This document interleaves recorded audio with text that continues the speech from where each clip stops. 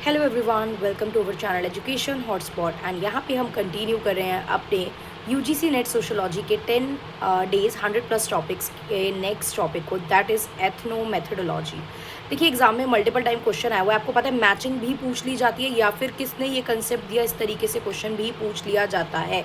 तो ethno methodology की जब हम बात करते हैं तो ethno methodology is a subject जो दिया था हैरोल्ड गारफिंकल ने। फाउंडर पूछा जाए या this concept was given by पूछा जाए, then you will write the name of Harold Garfinkel. Harold Garfinkel ने 1960 में ये कंसेप्ट दिया था। ये तो हुआ एक फैक्ट क्वेश्चन की बात। अब एथनो मेथडोलॉजी होता क्या है? एथनो मेथडोलॉजी होता है कि देखिए, डे टू डे में you are interacting with many people. आप बहुत सारे लोगों से, जैसे मैं ये वीडियो बना के आपसे इंटरेक्ट कर रही हूँ, इस तरीके से हम डे टू डे लाइफ में बहुत सारे लोगों से इंटरेक्ट करते हैं, हम बहुत सारी एक्टिविटीज़ परफॉर्म करते हैं। तो उन एक्टिविटीज़ का, उन इंटरेक्शन का हम किस तरीके से एक मीनिंग निकालते हैं, हम किस तरीके से इंटरप्रिटेशन करते हैं जिससे कि सोसाइटी में stability and social order maintain रह सके।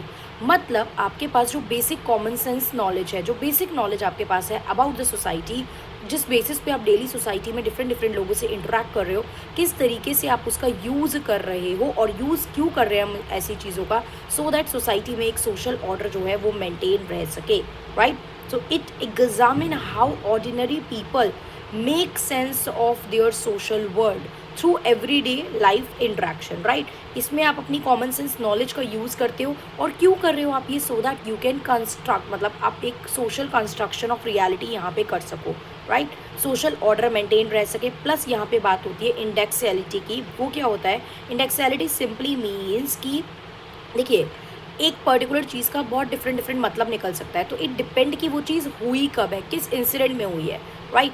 लेट से अभी आई एम ऑन मेडिकेशन और आप मुझसे पूछ रहे हो क्या आप स्पाइसी फूड लोगे, एंड आई सेड नो। तो इससे ये नहीं मतलब है कि मेरे को स्पाइसी फूड पसंद ही नहीं है, राइट। इट जस्ट बिकॉज कि आई एम ऑन मेडिकेशन, मेरी दवाइयाँ चल रही हैं, मैं दवाई पे हूँ, दैट्स वाई मैंने आज अभी आपको स्पाइसी फूड के लिए मना किया। बट माइट बी पॉसिबल कि आप मुझसे 1 महीने बाद पूछोगे कि whether you like this food, तो शायद मैं उस चीज़ के लिए आपको हाँ बोल दूँ।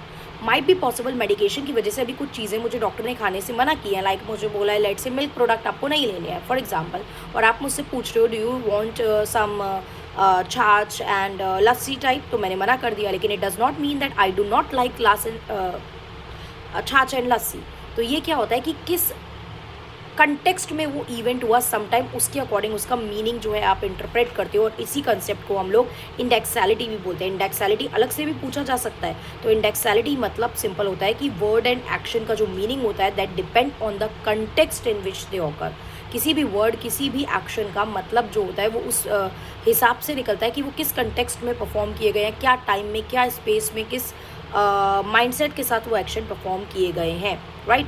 जैसे for example I am saying I will see you later, so I will see you later के अलग अलग टाइम जोन पे, अलग अलग सिचुएशन में डिफरेंट मीनिंग निकल सकते हैं। और जब डिफरेंट मीनिंग में, डिफरेंट कॉन्टेक्स्ट में आप कोई बात बोलते हो जिसके अलग अलग मीनिंग हो सकते हैं, उसे कोई ही हम लोग इंडेक्सैलिटी बोलते हैं। फिर जो एथनो मेथडोलॉजी, इससे रिफ्लेक्सिविटी का कंसेप्ट भी देखने को मिलता है हमें, दैट कि लोगों का जो एक्शन होते हैं, पीपल के जो एक्शन होते हैं वो कैसे शेप होते हैं। वो शेप होते हैं जिस सोशल इंस्टीट्यूशन में वो रह रहे हैं। आप जिस सोसाइटी में रह रहे हो, जिस फैमिली में रह रहे हो, जिस नेबरहुड में रह रहे हो, जिस स्कूल में आप पढ़ने जा रहे हो, उसके हिसाब से आपका बिहेवियर पैटर्न सेट होता है। How will you behave, what language you speak, कैसा आपका नेचर पैटर्न रहेगा। तो समटाइम वो आपकी सराउंडिंग पे डिपेंड करता है, क्लियर। एंड मोस्टली एथनो मेथडोलॉजिस्ट जो होते हैं ये करते क्या हैं, ये कैसे ऑब्जर्व करते हैं चीज़ों को, दे डू ऑब्जर्वेशन। वो अपनी आसपास की चीज़ों को ऑब्जर्व करते हैं, how people are behaving, how people are interacting, कैसे सोशल इंस्टीट्यूशन वर्क करें। So they work on the observation basis. वो ऑब्जर्व करते हैं चीज़ों को, लोगों से बात करके इन्फॉर्मेशन निकालने की कोशिश करते हैं। तो ऑब्जर्वेशन बेसिकली पार्टिसिपेंट ऑब्जर्वेशन भी हो सकता है। Participant observation means they go to the place जहाँ की उनको इन्फॉर्मेशन चाहिए, they go in between the people जिनके बारे में उन्हें इन्फॉर्मेशन चाहिए, एंड वहाँ से वो इन्फॉर्मेशन गैदर करते हैं by the form of doing conversation with them. तो एक कन्वर्सेशनल एनालिसिस यहाँ पे हमें देखने को मिलता है, क्लियर। और इसी में आप देखते हो एक ब्रीचिंग एक्सपेरिमेंट का कंसेप्ट भी आता है। ब्रीचिंग एक्सपेरिमेंट मतलब कि कोई चीज़ को तोड़ना। ब्रीचिंग एक्सपेरिमेंट क्या होता है कि not doing what the society is saying. कुछ सोसाइटी में सोशल नॉर्म सेट किए गए हैं और आप वो चीज़ नहीं कर रहे हो, आप उससे अलग हट के चल रहे हो। जैसे सोसाइटी में सेट है बाइक चलाना इज़ मेल थिंग, राइट। लेकिन अगर कोई फीमेल बाइक चलाती है तो एवरीवन विल लाइक टर्न करके उसको देखते हैं। तो क्या है, ब्रीचिंग द एक्सपेरिमेंट। जो सोशल नॉर्म सेट है, you are not performing, you are not doing the thing as per that. आप सोशल नॉर्म को, जो सोशल इंस्टीट्यूशन ने कुछ नॉर्म सेट करा है, आप उसको ब्रीच कर रहे हो। So this is the concept of breaching experiment. Is it clear? Done? तो एथनो मेथोडोलॉजी क्लियर हुआ? Sorry, it is not a live class, तो आप लोग मुझे कमेंट करके ही बताएंगे। आई एम सीइंग कि कुछ इंपॉर्टेंट पॉइंट ना छूट जाए, राइट? अब अच्छा, इसको क्रिटिसाइज़ भी ये क्या कि किया जाता है एथनो मेथोडोलॉजी को, कि ये बहुत ज़्यादा माइक्रो पॉइंट्स पे फोकस करता है।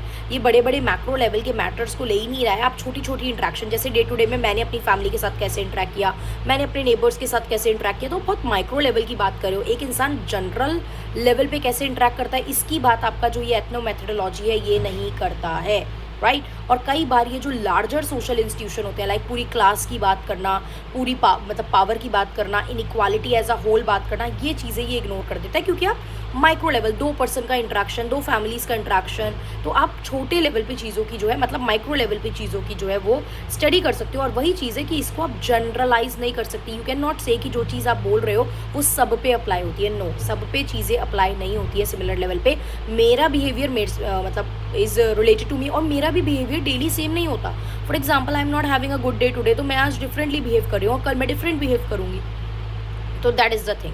तो एथनो मेथोडोलॉजी का concept is given by Harold Garfinker, 1960s के टाइम पे दिया था, जो ये कहता है कि किस तरीके से आप day to day life, day to day interaction से अपना एक क्या कर रहे हो, अपना बिहेवियर सेट कर रहे हो। इससे आपको हेल्प मिलती है सोसाइटी की रियलिटी को कंस्ट्रक्ट करने में। सोशल कंस्ट्रक्शन ऑफ रियलिटी, इंडेक्सैलिटीज़ का एक इंपॉर्टेंट कंसेप्ट है, रिफ्लेक्सिविटीज़ का एक इंपॉर्टेंट कंसेप्ट है, एंड ब्रीचिंग एक्सपेरिमेंट का मीनिंग भी हमने यहाँ पे देख लिया।